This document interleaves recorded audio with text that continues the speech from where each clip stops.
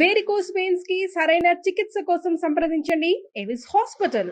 నమస్తే, welcome to Suman TV. ప్రస్తుతం మనతో పాటు ఉన్నారు విశ్వక్ మణి బాబు.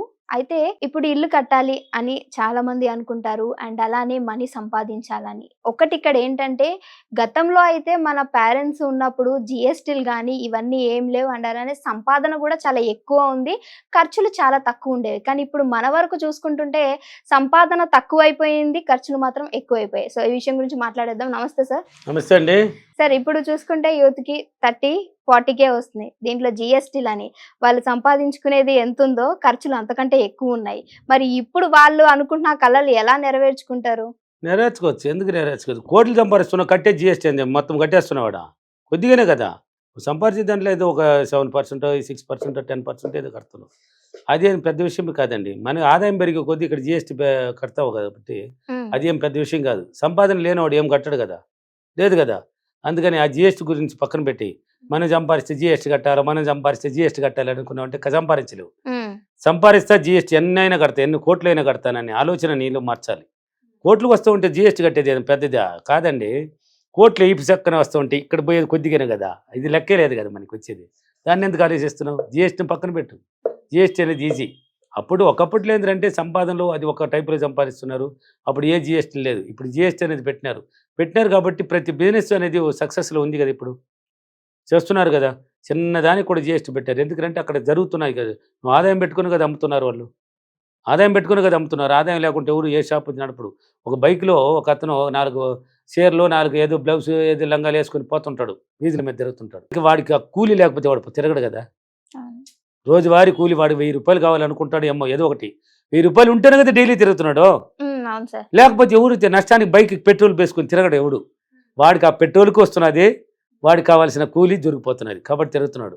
కాబట్టి వాడికి ఏం ఇబ్బంది లేదు. అదే షాప్ పెట్టుకున్నవాడు కూర్చున్న చోట సంపాదిస్తున్నాడు కదా, జిఎస్టీ కట్టడానికి ఏముంది. కాబట్టి ఏం భయపడబం లేదు. ఆలోచన విధానం ఇది, అన్నిటికీ ఆలోచన అండి. ప్రవర్తన మన ఆలోచన, మన మైండ్ పవరే కారణం. ఆ మైండ్ పవర్ కారణం. కాబట్టి సంపాదించాలి అనుకున్న వాడికి జిఎస్టీ లెక్కలేదు అంటున్నాను. అంటే ఇప్పుడు రిచ్ గా ఉన్న వాళ్ళే ఇంకా ఎక్కువ వెళ్తున్నారు, డౌన్ ఫాల్ ఉన్న వాళ్ళు ఇంకా డౌన్ లో వెళ్తున్నారు కదా సార్. దానికి కూడా వాళ్ళే కారణం. వాళ్ళే కారణం. ధనవంతుడిగానే ఉండడానికి కారణం వాళ్ళే. ఎందుకంటే వాళ్ళ ఆలోచన విధానం అంటే ఎనీ టైం డబ్బును గురించి ఉన్నతంగా ఆలోచిస్తారు, ఉన్నతంగా ఉంటారు, పట్టుదలతో ఉంటారు. నెక్స్ట్ టైం బిజినెస్ అని ఇసిపోతూ ఉంటారు. ఒక 7 months పూర్తి అవుతున్న నెక్స్ట్ ఇయర్ బిజినెస్ని కూడా ఆలోచిస్తారు. అంటే ఎనీ టైం ఆలోచన విధానం డబ్బును గురించి ఆలోచిస్తారు కాబట్టి దూసిపోతూ ఉంటారు. డబ్బు వస్తూనే ఉంటుంది. పేదవాడు కానీ మిగిలిపోవడానికి డౌన్ ఫాల్ అవుతున్నాడు. వాడు కారణాలు అంటే వాడి ఆలోచన విధానం. నాకు లాస్ అయింది, పోయిందాన్ని పట్టుకొని పీకిలాడుతూ ఉంటారు.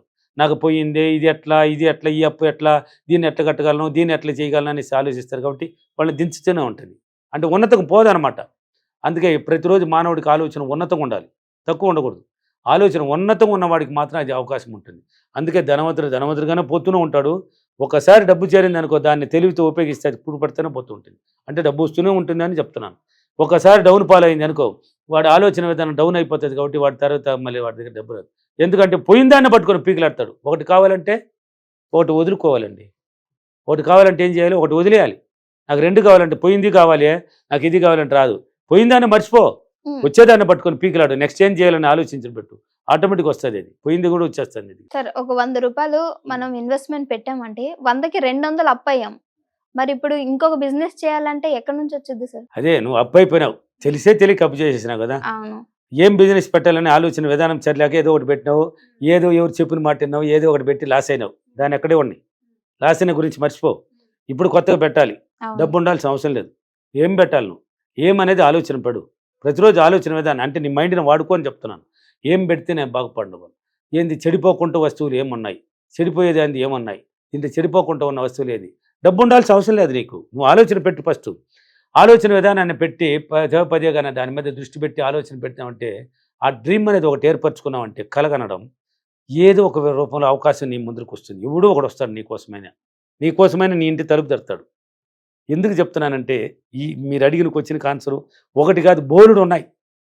వాళ్ళు ఎలా పెట్టారనేది నా ఫీడ్బ్యాక్లో చూడొచ్చు. మీరు నా సిటీలో క్లాసులు ఉన్నాయి కదా, హైదరాబాద్, విజయవాడ, రాజమండ్రి, వైజాగ్, ఒంగోలు, భీమవరం, అనంతపూర్, కర్నూలు, తిరుపతి, బెంగళూరు. వాటిల్లో చూడండి, ఏ ₹1 లేదు. బిజినెస్ ఎలా పెట్టాడు? చనిపోవాలనుకున్నాడంట. నేను చనిపోవాలి అనుకున్నాను. ఈ విశ్వమణి బాబు వీడియోలు వచ్చి నాకు అప్పుని గురించే వీడియోలు తగలడం ఏంది, నేను పదే చూడడం ఏంది, దీన్ని పట్టుదలతో 3 నెలలు చేయడం ఏంది, నా మైండ్ని మార్చుకోవడం ఏంది, తర్వాత నాకు ఎలా వచ్చింది అనేది అతనే చెప్తున్నాడు. ఎలా వచ్చింది ఆయనకే తెలియదు ఇప్పుడు కూడా. ఆటోమేటిక్ వచ్చింది, బిజినెస్ పెట్టుకున్నాడు, చూసుకొని వెళ్ళినాడు, ఇచ్చే స్థాయికి వెళ్ళిపోయినాడు. చనిపోయింటే ఏమొచ్చి ఉంటుంది అంటే లాస్ అయినాడు. ఎందుకు చెప్తున్నాను, మీరు చెప్పినట్టు లాస్ అయిపోయినాడు అతను. 3 పార్ట్నర్లు వదిలేసి వెళ్ళిపోయినారు, అప్పులు గురిపోయినాడు, 30 లక్షలు అప్పు కట్టాలి, కట్టలేని పరిస్థితి, ఇంకో సూసైడ్ అటెంప్ట్. ఇంకా అది కాదు మన జీవితం అని నా వీడియోలు పోయి అతన్ని కాపాడినాయి.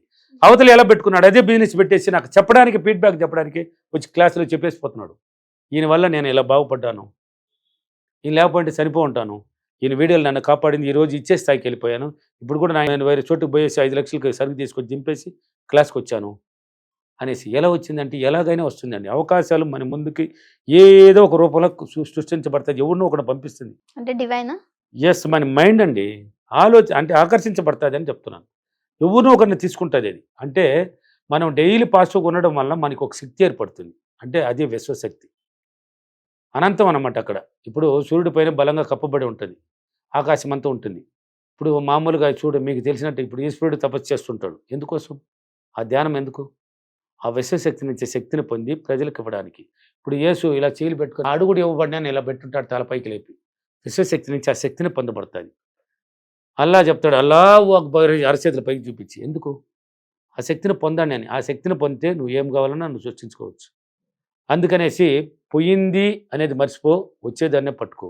పోయిందాన్నే పట్టుకున్నావంటే అది ఎక్కడ ఉంటావు, దీన్ని వదిలినామంటే అది వచ్చేస్తుంది. కాబట్టి దీనికంత ఆలోచన విధానమే, ప్రవర్తన విధానమే మీ మైండ్ని వాడుకో. బిజినెస్ పెట్టాలనుకున్నామంటే అది ఎలా అనేది నీకొద్దు, ఎలాగైనా అని వాడుకో. దానికి అవకాశాలు ఏర్పడతాయి. ఎవడినో ఒకరిని పరిచయం చేయిస్తుంది, ఎవడి మూలంగానే నీకు డబ్బు వస్తుంది, అవతల పెట్టేస్తే వాళ్ళు కూడా సులభంగా ఇచ్చేస్తారు. దీనికన్నీ ఆధారాలు కూడా మీ దగ్గర ఉన్నాయి, ఓకే సార్, చూడొచ్చు. మొన్న ఎత్తుకో, వైజాగ్ ఫీడ్బ్యాక్ ఎత్తుకో, ఎంత అద్భుతంగా ఉన్నాయి చూడండి. ఓకేనా? Thank you. ఈరోజు అప్రిమేషన్, నేను ప్రతిరోజు ఉన్నతంగా ఆలోచించి బిజినెస్ గొప్పగా స్థాయికి తీసుకెళ్ళినందుకు డబ్బులకి విశ్వానికి చాలా చాలా కృతజ్ఞతలు. Thank you thank you money, ధన్యవాదాలు. Thank you.